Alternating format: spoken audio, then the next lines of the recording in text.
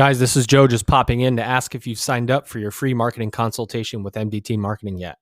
If you haven't, head to mdtmarketing.com/edup, submit your information, get your free consultation today. Don't do it alone. Find the right partner.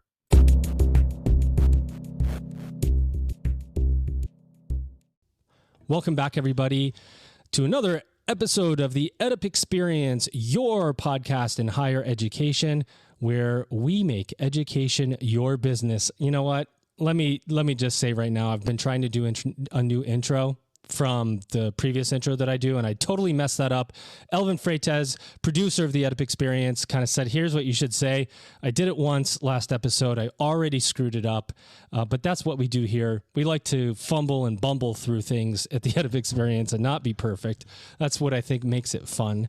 I do like, as you guys know, if you've been listening to the EdUp Experience for a while, when this episode airs, we'll have passed our 92,000th, maybe that's the way to say it, 92,000th download, on our way to 100,000, and no small part to your attention, in your ears, listening to the brightest and most influential minds in higher education, and also not in small part to the help of my guest co-host today. She's very humble, but she has come on the EdUp Experience as a guest first, and we talked all about higher ed and business and industry. She has ties to higher education, but also runs a huge organization, sales organization at a huge, massive company. And she's going to bring her thoughts back into this episode as a co-host so we can have a robust, great discussion. I have been just undying trying to find a great sound effect to introduce her, and I think I've done it. So here she is, ladies and gentlemen. She is the I'm off my game here. The managing director of sales for the Eastern United States at FedEx office, Lisa Honecker. Lisa, how are you? I am fantastic, Joe. I always hold my breath on your sound effects because every time I'm not How do you feel about the cash register? Yeah. I don't know. I need to sit with it. Need to reflect. Completely out of your mind. We'll work on it here. I didn't have anything else, Lisa, and I feel like you give me a hard time no matter what I select. And I was like, hey, managing director of sales. That's an easy one. But I knew you wouldn't like it. Should I try again next episode? Maybe so. Okay. Well, there's always something left to be desired here at the EdUp Experience, especially when I have Lisa on. She tells me that basically that I suck, so I'm going to keep working to impress her.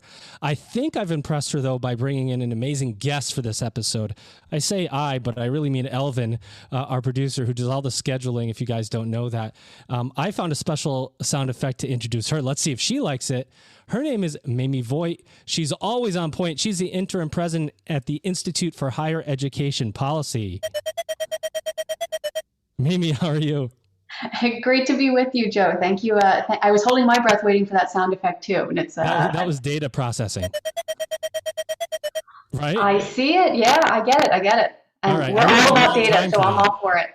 I worked a long time to find that. I went through like 30,000 sound effects to get that right one.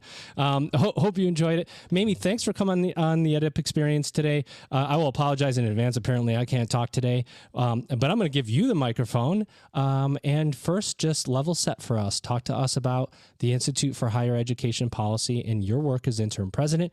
What do you guys do and how do you do it? Absolutely. So the Institute for Higher Education Policy, or IHEP, we are a nonprofit, nonpartisan research policy and advocacy organization. We're based in Washington, D.C., and we work towards a world in which all people, especially students who've historically been underserved by higher education, so students of color and students from low-income backgrounds, where all people have the opportunity to reach their full potential by participating in and succeeding in higher education. And we work towards that vision, work towards that big goal by focusing on policy relevant research. You started off with the data. We are very data driven, very evidence driven in the work that we do in order to identify policies and practices and advocate for them in terms of changes at the federal, the state, the institution level, all in the interest of moving towards a more equitable higher education system where students have that opportunity to pursue the social and economic mobility that we know higher education can provide. So I like to just kind of come with whatever comes to mind, Mamie, and I think about the state of higher education. We've, as you know as well as anybody, we've seen a couple of tough years in higher ed in general, although there have been some really good bright spots, right? We've seen a number of institutions offer different modalities in the way they deliver education, whether they wanted to or not. We saw an amazing report that I know you helped chair from the subsidized, I believe, by the Gates Foundation, called the Post-Secondary Value Commission report, that really provided the first comprehensive a cache of data that talked about education as an equalizer, who was being left out, what the stats were around that. And so I'm just going to kind of come with the question that comes to mind. From your perspective, is higher education still an equalizer, or is it an equalizer to begin with in the first place? Is it the great equalizer, as many say? It's a great question, and it really is at the heart of a lot of what the Post-Secondary Value Commission that you mentioned was working towards, to answer this question of what is college worth? And really what we found through our work with the commission, through our research and collaboration with other organizations, is that absolutely college is worth it. There is no question in the evidence that it is on the whole. However, outcomes vary quite a bit. And in particular, students of color and students from low-income backgrounds are not reaping the same types of benefits from their higher education investment as their classmates are. And so there are these deep inequities in terms of who can access higher education, who can and who is succeeding in completing their credentials. And then ultimately, a large part of what the Value Commission looked into was what are the returns for students after college. And this vision of higher education being a pathway towards a better living and a better life, it absolutely is true. And yet there are still great disparities within the system.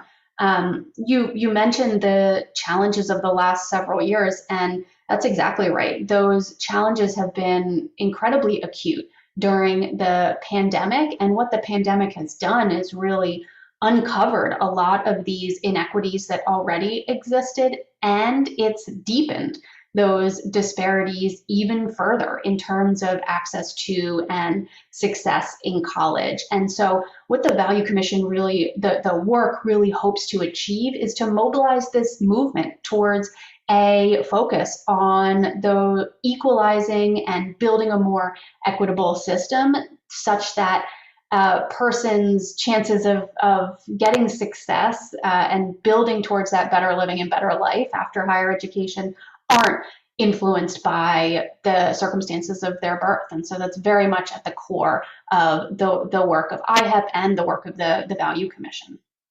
So before I pass it to you, Lisa, I want to just ask quickly, based on what you said, I can't remember the exact words that you used, but coronavirus in particular has intensified the inequities that exist, right? And is that because, what are some of the reasons? Is it because students from low income, first gen students maybe would have had access to higher ed, but instead coronavirus hits, sick family members, they have to go back to work or work to put food on the table, further taking them away, hurting generational wealth because they didn't get in the system when they could have had an opportunity because coronavirus hit? Like it's a cause and effect relationship that coronavirus created? Yes. So, when COVID hit, we already had a lot of these inequities within the system.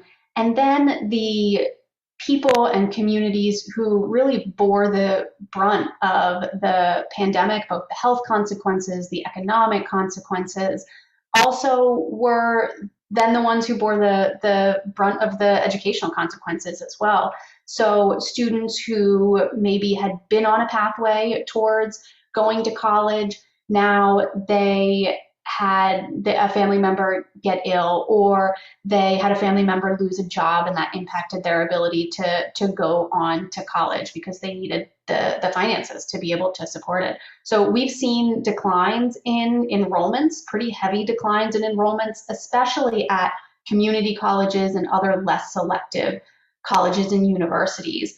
And we've seen declines in applications for financial aid also, especially at Title I eligible schools, and especially at schools with high proportions of students of color. And so that all of that is indicating, declining enrollments of the very students who can benefit the most from all that higher education has to offer. And COVID played a huge role in that. When we think back to the start of the pandemic, March of 2020, higher ed had to change on a dime. Everybody, society-wide had to change on the dime, and higher ed was certainly a part of that. We switched all of a sudden to virtual learning. And in many cases, students didn't have the equipment and the technology that they needed, didn't have the Wi-Fi access that they needed to be able to make that pivot really quickly.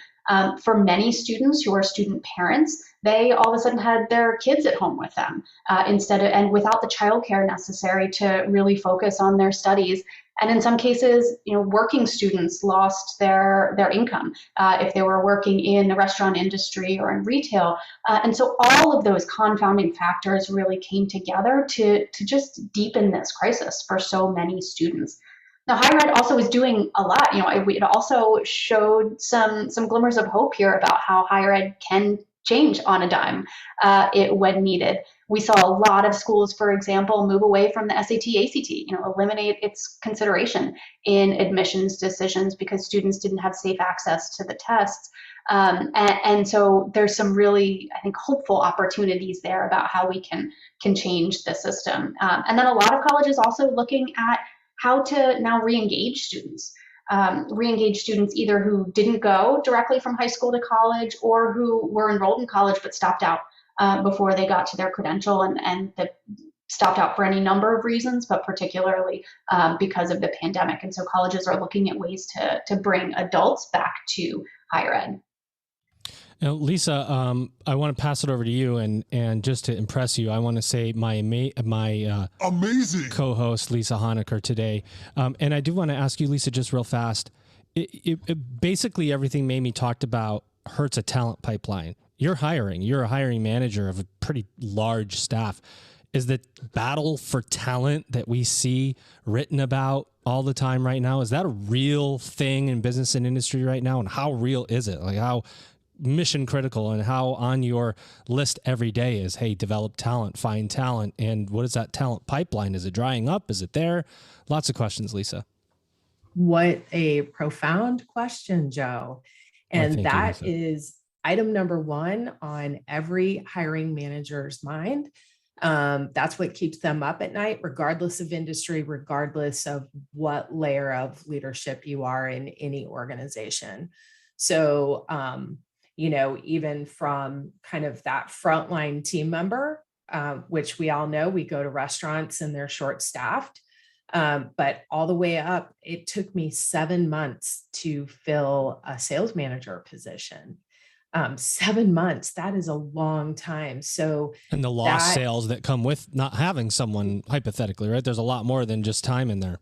Exactly. Well, you do the dual coverage thing and all of that, but then you're impacting the person in position, you're impacting that team. So yeah, you can put a Band-Aid on it, but that need for great talent, and we've talked about this a lot on your show, Joe, is what higher education brings to the table are those critical thinking skills, those problem solving skills, those collaboration skills, and all of those without that pipeline become a gap.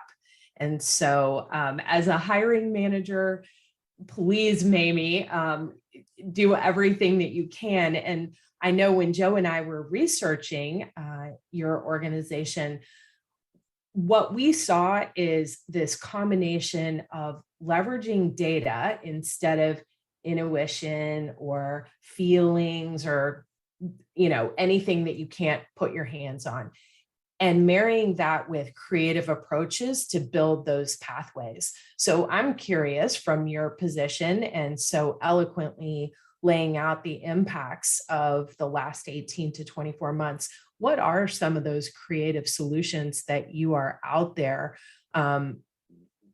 offering to your customers, to your clients, to people that you're consulting with, to get people back into school? It's a great question, Lisa, and it's really at the crux of what so many colleges and universities are trying to figure out right now. One initiative that we lead, it's called Degrees When Due, and through this initiative, we work directly with colleges and universities to bring students back to do exactly what you're talking about, re-engage students who have stopped out with some college and no degree. And what they do, what the strategy is taking a look at their data and reviewing transcripts of students. We call it doing a degree audit, reviewing transcripts of students to identify those students who are so close to a credential. In some cases, they are just a few courses shy of achieving and receiving that associate's degree. In a lot of this work is focused at the associate's degree level. And in some cases, they've actually earned all of the credits necessary for the credential, but they haven't actually received the award that they've earned. So, you talk about critical thinking skills and, all of that learning that happens through higher education. They've accomplished most of it, and they don't have the degree to show for it, to bring into the workplace for employers to demonstrate their learning and what they've accomplished. So we work with those institutions to, one, award those credentials to students who have earned them, and then two, to re-engage those students who are really close, bring them back to college and help them get across the finish line. And in a lot of cases, the college needs to change something about what they're doing in order to bring those students back, because the students left for a reason in the first place. In a lot of cases, it is the various circumstances of life that come up. And in some cases, it's a barrier in place by the institution, and so or by the college itself. So the college takes a look at what those barriers were and then identifies ways to remove them so that the student can come back and be successful. We actually just recently did 2 case studies of institutions that have done this successfully. And what they found in some of their work was that there was one course that was really serving as a barrier to students completing their credential. They'd finished everything else, but at one institution, it was a technology course that students hadn't finished. And in another school, it was a health and wellness course. They'd finished all of their other requirements for the degree. And so this raised questions at the institution about, well, what is the purpose of these courses? What are students learning? And are there ways that we can make sure students learn those competencies that are important? Certainly, we want our graduates to be able to use technology and focus on health and wellness, but there may be other ways to assess those skills or to impart those skills so that students can then get that degree and move on to be successful in the workforce. If you're experiencing any level of marketing challenge right now, you've got to ask the hard questions and you need answers. Are you using the right mix of channels to get in front of your future students? Is your messaging personalized and delivered in a medium your audience and future students will respond to? And are you spending more time building reporting than listening in on what your students really want? All of these questions will get answered when you sign up for your free consultation with MDT Marketing. Head to mdtmarketing.com/edup. Submit your information and talk to MDT. Don't go it alone. Find the right partner. The guys at MDT, the team at MDT is absolutely amazing. Whether your challenge is the cost of inquiries, your branding, the bad and incomplete information that come with your inquiries, whatever it is, an audit of your challenges will help your institution, and it's free. mdtmarketing.com/edup. So before I pass it back to Joe, I actually read those 2 case studies, and definitely incredibly creative. It takes a lot of time, though, to drill down to that particular individual. Who does that work, and how is that able to be scaled up so that every institution can do something like that? It really does take time. And that's been one of the big learnings from this endeavor, is just how much time it takes and how limited the capacity is of many institutions, especially community colleges. In many cases, the schools that we've seen be successful in this work, it's because they have one person or a small team of people who are really passionate about it, and they hunker down and get it done. Where it can be really impactful, though, is when it becomes a routine part of an institution's business. When they're looking at and conducting degree audits, say, on an annual basis of all students, including those who are enrolled, so they can catch any problems or any barriers before the student stops out in the first place. And that leads into the role of policy in this as well, especially at the federal level. We've been seeing some really exciting conversations happen in Congress about investing in institutions for these types of completion efforts, for evidence-based, research-driven efforts that can help get more students across the finish line and into the workforce and into those positions that you are seeking to fill. This college and retention fund that Congress is considering right now would do just that. It would put more dollars and resources in the hands of colleges who are trying to really make a difference for students and help them get over those final hurdles so that they can earn their credentials. Maybe what's this interim president business? It sounds like you're just so polished on this information. When are they going to drop that interim title for you? What's going on over there? Yes, so IHEP is in the midst of a presidential search right now. My predecessor, Dr. Michelle Asha Cooper, she served as president of IHEP for quite some time, for about 13 years, did a fantastic job serving us so well that the Biden administration snatched her up once they took office, and she is now serving in a senior leadership role over at the Department of Education and really working to make some of these reforms reality through federal policy. Well, you can't say much, but I can sure say it. I don't know what else you got to do over there, but it sounds like co-chairing the post-value secondary value commission report, all the work that you're doing. Boy, would they be lucky to have you as president moving forward. And that brings me to our next question, Mamie, and I'd like to find out a little bit about our guest. And in fact, I've been asking two questions, but it's kind of unfair because Lisa was the one that on a previous episode that said, yeah, you should ask this too. And so you get to pick which one you want to answer. Are you ready for a question kind of unrelated to higher education? Sure, go for it. There we go. For no money, Mamie. No money here at the end of Experience. We have no money. First, I want to ask you. You can pick which one you want to answer. Number one, if there was a song maybe playing at your institution or an institution you walked into to deliver a talk and you were getting on a stage, what would your entrance music be? What's that one song that would be playing to introduce you? Or you can answer what Lisa's question is, what's the dream vacation that you need to take maybe after the last couple of years? Oh man, I think I have to go. I think I have to go with the vacation because I've just been dreaming of getting on a plane again and going on vacation after it's all safe. And I'm hoping that's going to come soon because I have a 5-year-old daughter, so she just became eligible for her vaccine. So my husband and I are plotting where are we going to go when she's fully vaccinated. And Costa Rica is actually top of our list for a family trip together. My husband and I went a few years ago before she was born, and it was just fantastic. Wonderful beaches and the rainforest. And I think she would just love it, being able to see all these cool animals. She loves watching TV shows about animals, and so being able to see some of them up close and personal would be fantastic. And like the idea of just sitting back and relaxing on it is Wild Kratts. Yes, Lisa, it is Wild Kratts. It's her favorite show that she watches all the time. So being able to show her some real Wild Kratts and sit and relax on a beach after everything that the last 20 months has brought us would be just fantastic. When are you going to do it? Hopefully early next year. Yeah, get that shot in her arm and get through the holidays and then head out, hopefully.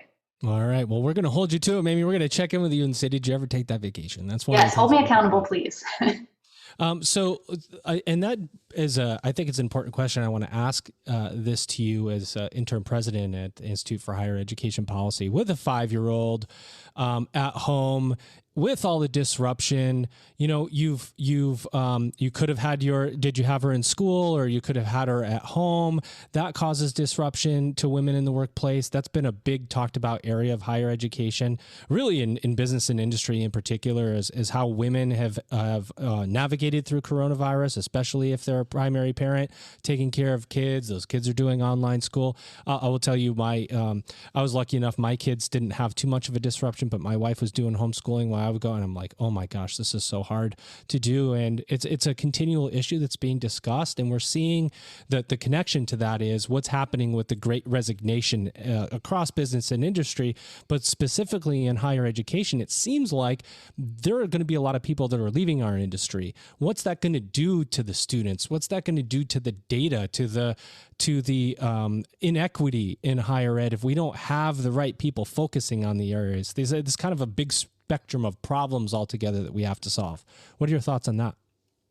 Yeah, it really is. You put it nicely there. It's a big spectrum of problems that we're going to have to solve. You know, we certainly experienced it. I certainly experienced it acutely during this time. My daughter was home with me. She was 3 and 4 and now 5 amidst the pandemic, and you know, having to juggle working at the same time as taking care of her is enormously challenging, as so many parents across the country really found out this year. And student parents in particular, you know, that student parents are often juggling parenting and school and work all at the same time. And then, you know, COVID just upended all of that even more so. And I think it helps to also put in perspective the inequities that we see by gender already in terms of outcomes, post-secondary outcomes. You know, when we look at the access and completion numbers, women are actually doing pretty well in higher ed in terms of graduation rates.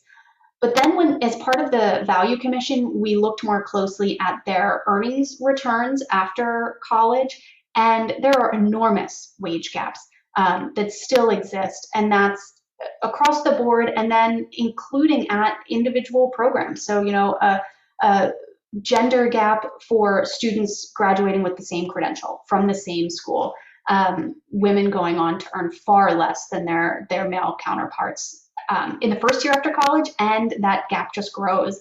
And one thing that was really startling from these findings was how the gap is bigger in some higher paying fields like STEM fields and business fields, where women are even more underpaid. And so I think that it gives, it brings the workforce role into the conversation even more squarely as well. You know, there's a role for higher ed to do its part in breaking down the inequities that exist in who's getting through college and the learning that they're exposed to there. And then there's a role for employers as well in making sure that they are paying their employees fairly and equitably. And to your point about the challenges of childcare and all the work associated with it that still often falls towards women, there is a critical role to play there in terms of employment.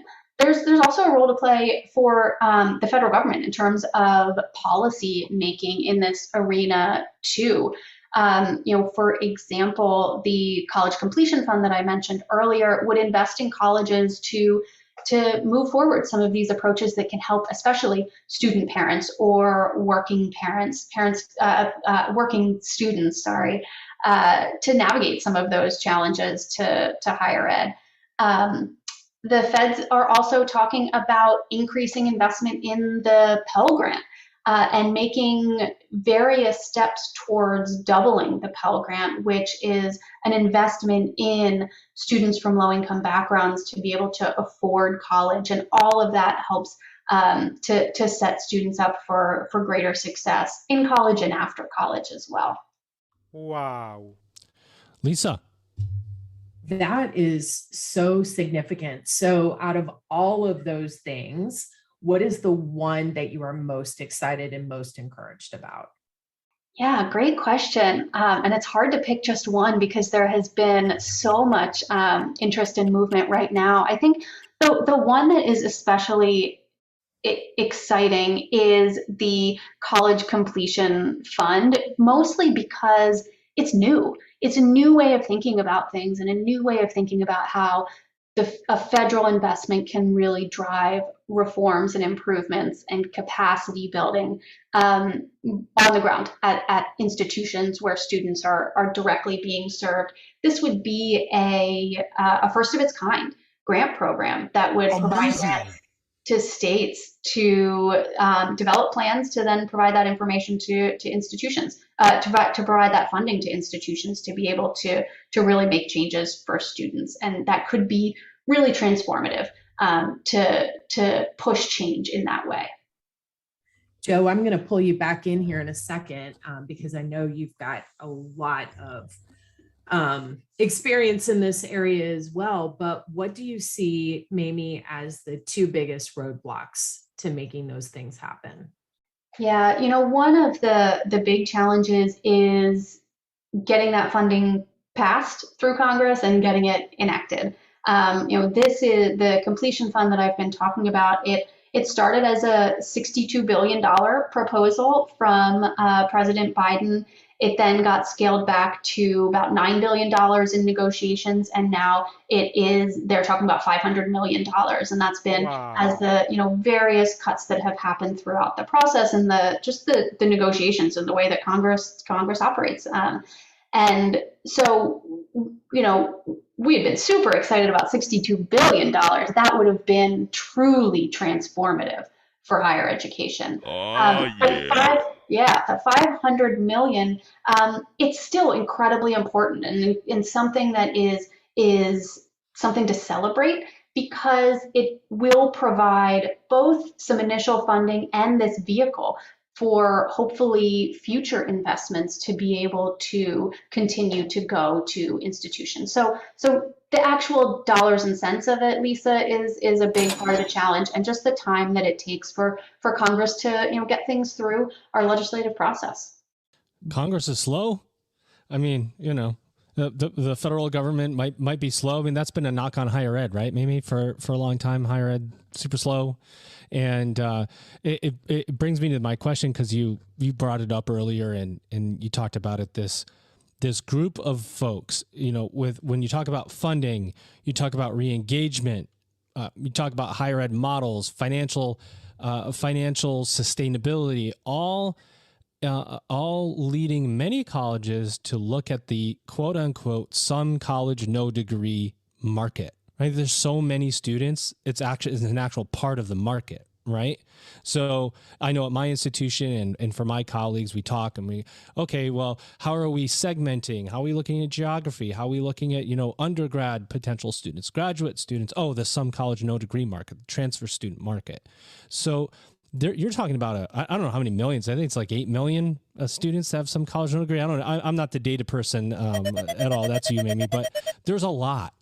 And it feels like if we could just figure out how to re-engage that part of the population, not only would that help institutions find success in their financial models, but it would bring close some of the gaps that exist, right? Wage equity, the first-gen student completion, all of the people of color and getting their degrees completed. What does higher ed need to do to really, truly engage this some college no degree market? Yeah, and you mentioned we're the data people. It's 36 million. That's how many people are out there with some college no degree right now. I was only off by 28 million, just for the record. I mean, 36 million, that's a lot of people. And it's a lot of human potential that is out there, where we could invest more to help those students get to the finish line. And it's going to take doing things differently, though. It's going to take colleges and universities recognizing the full picture of the types of barriers that students experience, both in the classroom and out of the classroom, and identifying any of the barriers that the institution itself is maintaining that's keeping students from being successful.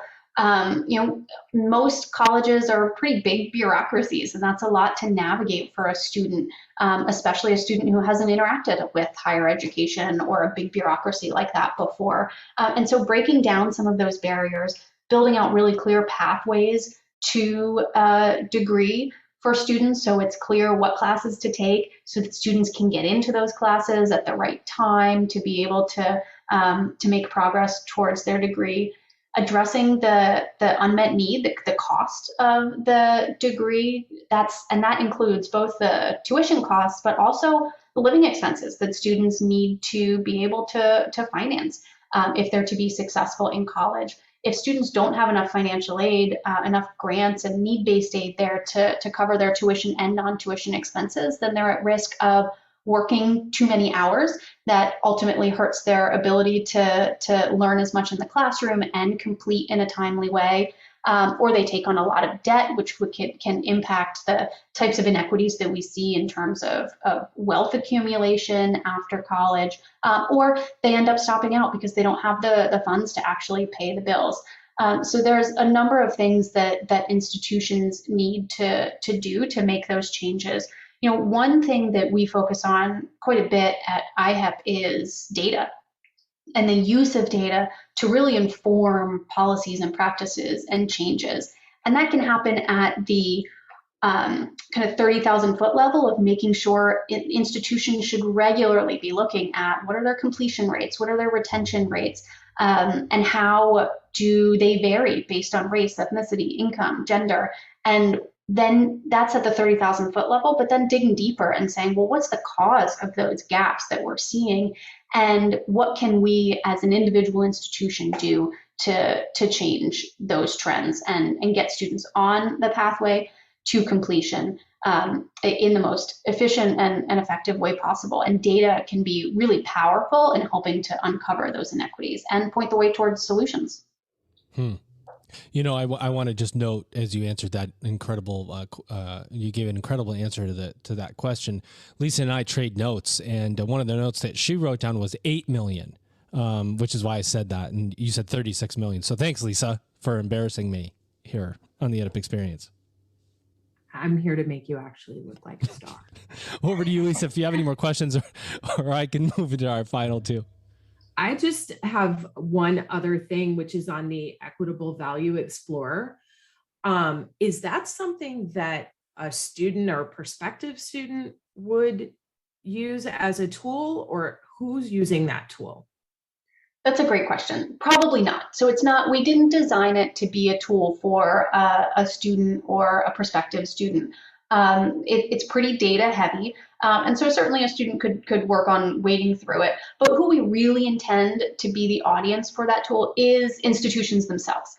I talked about the power of data, and what we aim to do with the Equitable Value Explorer is to put the power of that data into the hands of colleges and universities in looking at the extent to which they are providing equitable value for their students, in looking at especially those economic returns after college. And so we hope that will serve as a good tool for institutions to inform their policies and practices.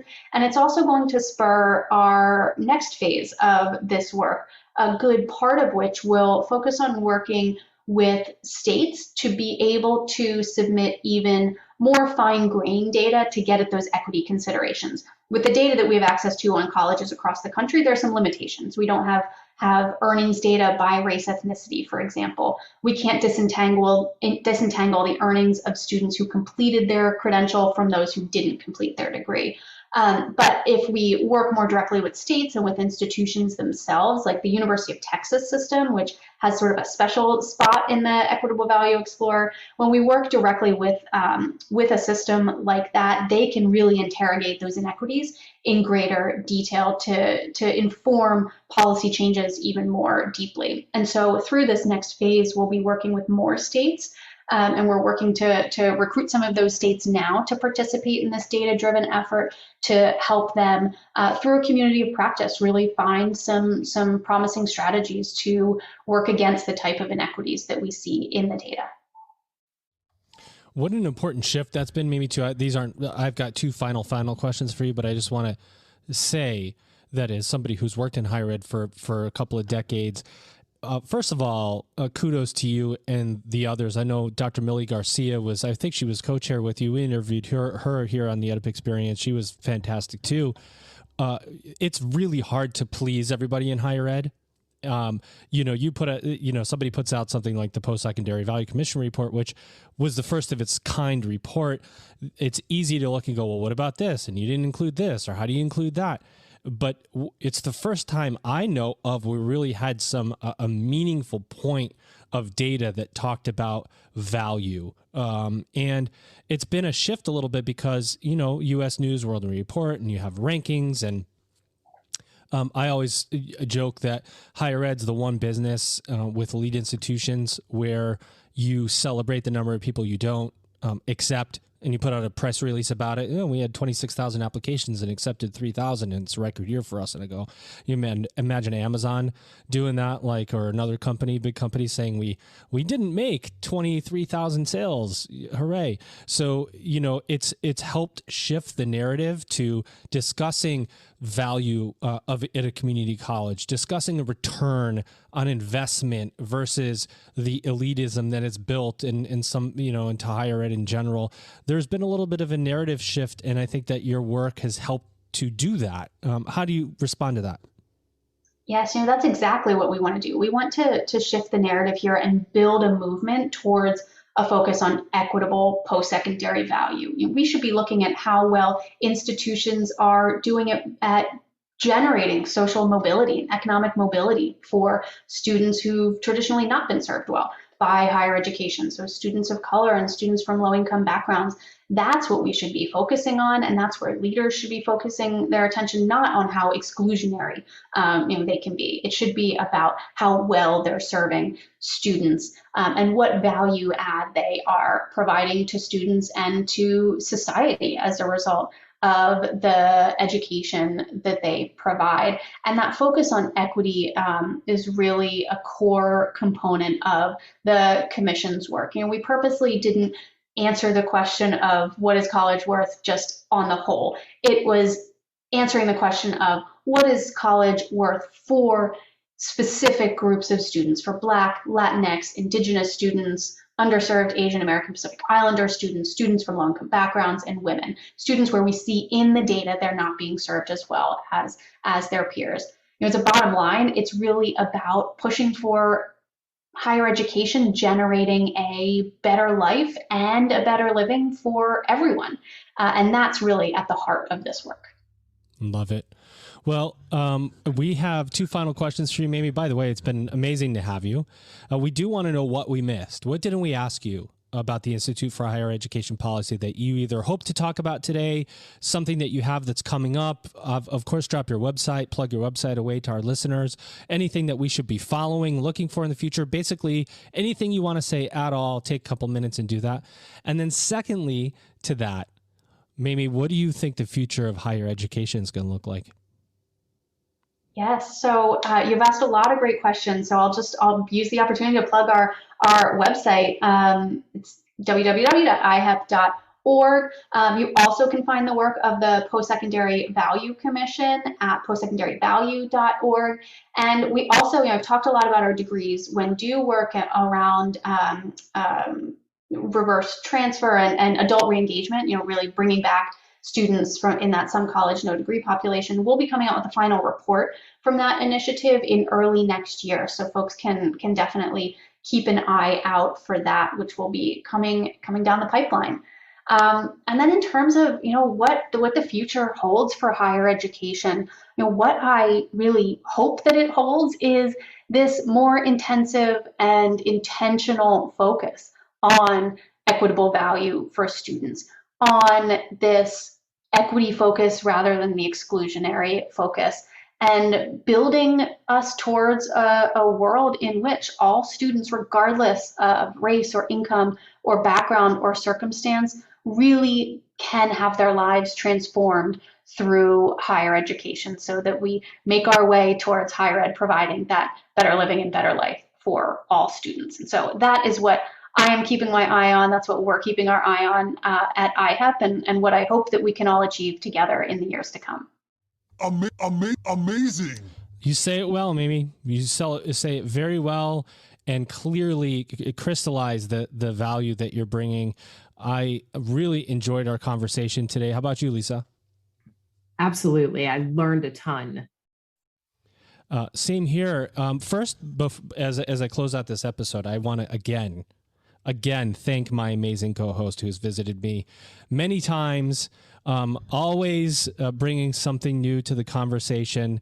I will continue to try to find a sound to introduce you, Lisa, that is acceptable to you. I'm going to keep trying, and one of these days you're going to just go, that's the one. Oh, yeah. But I'm going to keep trying. Very good. I feel like she's my teacher, Mamie, in my sound effect board now. And of course, our amazing guest today, Mamie Voight. She is the interim president, and she should be the president, right? I mean, that's what we're. That's one of the takeaways I have today is that she needs to be the president as soon as possible at the Institute for Higher Education Policy. She won't say that, but we will. And Mamie, what a pleasure it was. Thank you for coming on and speaking so freely about your work and the work that you support. Thank you, Joe, and thank you, Lisa. This has really been great to chat with you today. Well, there you have it, ladies and gentlemen. Another episode of the EdUp Experience. You've just EdUp'd.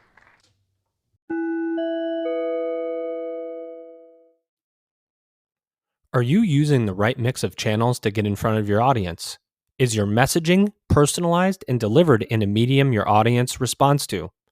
Are you spending more time building reports than listening in on what your audience wants? These are not easy questions to answer.